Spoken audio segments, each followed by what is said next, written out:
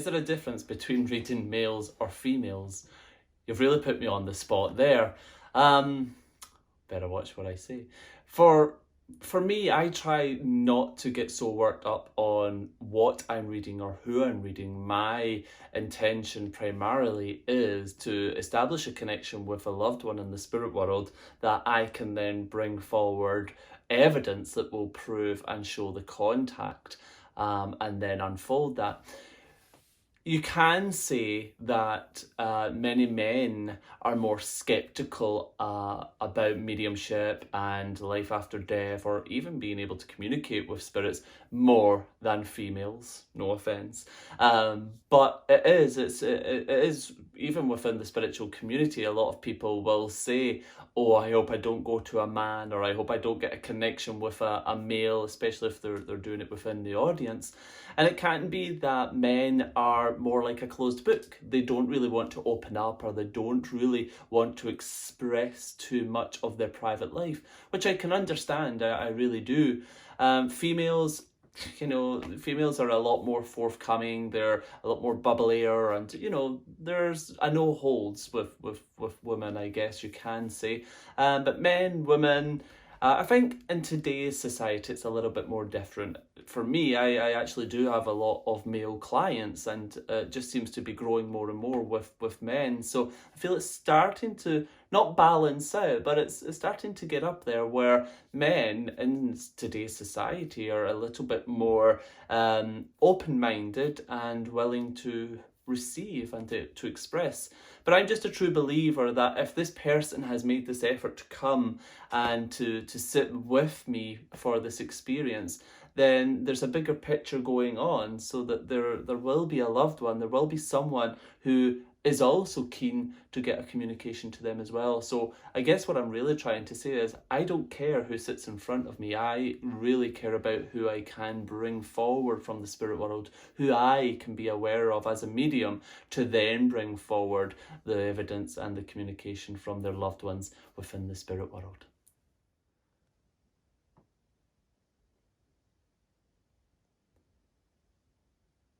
Is having a private reading different from face-to-face and online?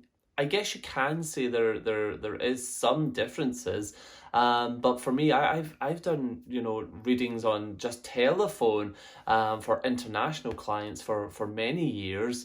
And obviously technology has evolved, hasn't it? So now we have the luxury of the cameras, the HD cameras, we now have Zoom, we have Skype, we have FaceTime.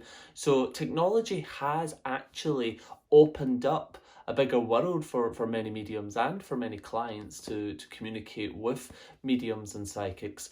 The difference being that we don't necessarily have that physical feeling from each other, psychic to client, medium to client. So as we mediums tune into our client, whether it's through technology, whether it's just through telephone, we just purely trust in the spirit world. And many people ask, well, how is it possible if someone is receiving a reading in Australia and the medium or psychic is in the UK? It's very simple, and it all comes down to your intention. So the person who has booked the reading or is going to be receiving the reading, they will be thinking about their loved ones. They will be sending out that thought and that invitation to their loved ones. The same as the medium or the psychic will be setting their intention and opening their heart when the call or the video chat begins. And it's just about the medium beginning to become aware of who is there. So for me, when I start to connect with someone within the spirit world, I will send my thought and I will say, who is here for Sheila, or who is here for David? And that's when I will become aware of the spirit world coming close.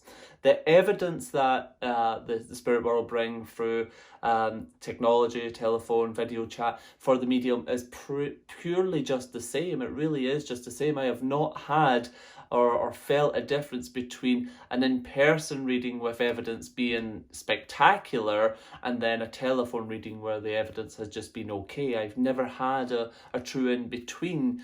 That is just normal in readings. Not every reading will be as special as the other, but the technology doesn't really come in between.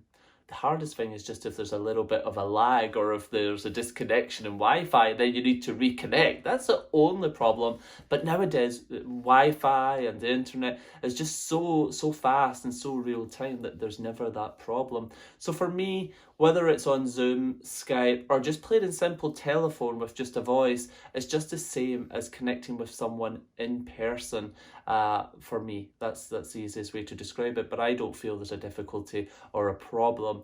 I just set my intention, and if I can create that space for the spirit who they have maybe asked to come forward, and if I can become aware of them, then magic will happen, because the spirit are as desperate to communicate with their loved ones as we are to them.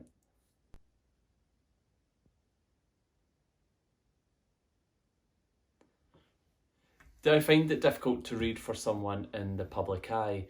Not really. Anyone who has a public stature, anyone who is in the public eye, someone that's famous, celebrity, politician, anyone who is well documented because of their career can give some form of challenge, but it's a good challenge.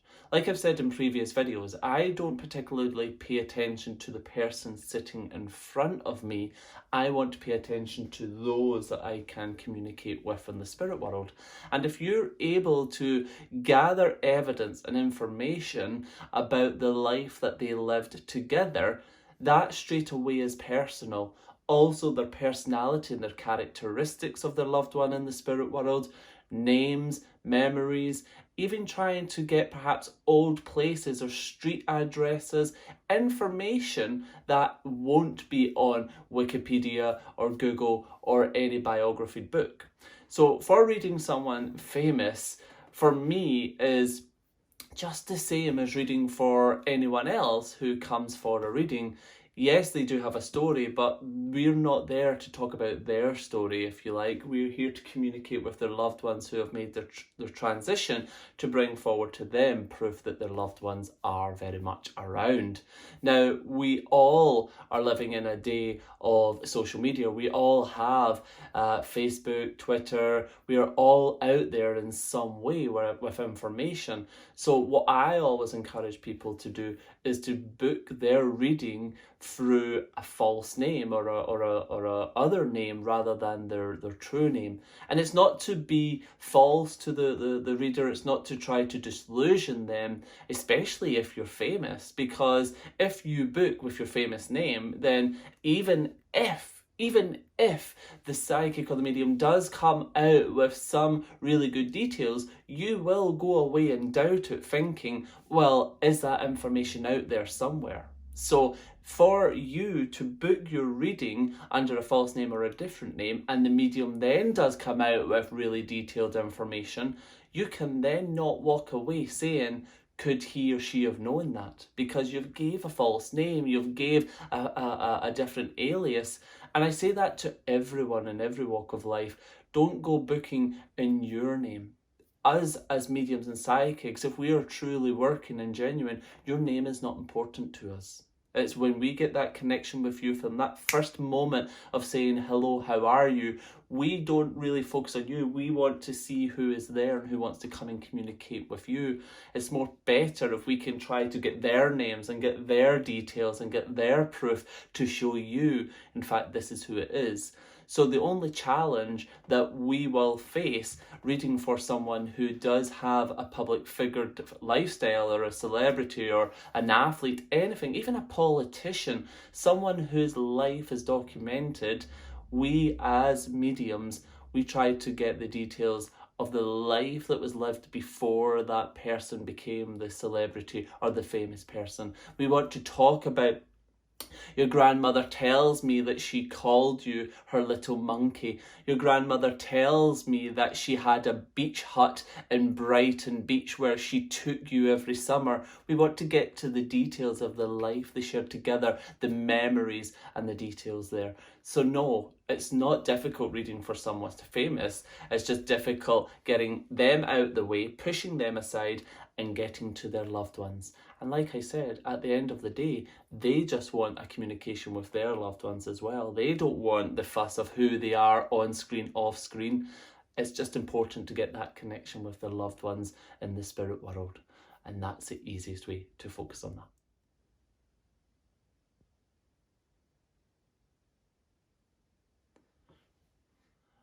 Do I prefer private readings or live shows? To be honest, they are worlds apart, absolutely worlds apart. But I love them both equally, to be honest. Private readings are very sacred to me. I do believe that private readings are where the magic happens, where the healing really happens, where the friends and the families are reunited and the hearts are healed. Private reading just allows things to be more intimate, and we as the readers have the luxury of time as well to unfold the story and to unfold the essence of the spirit, and just allow that conversation to really flow, to bring closure, clarity, healing, and to basically just replace those negative memories of the loss with more of positive memories of the life that they lived, but also the life that they are still here watching over as well.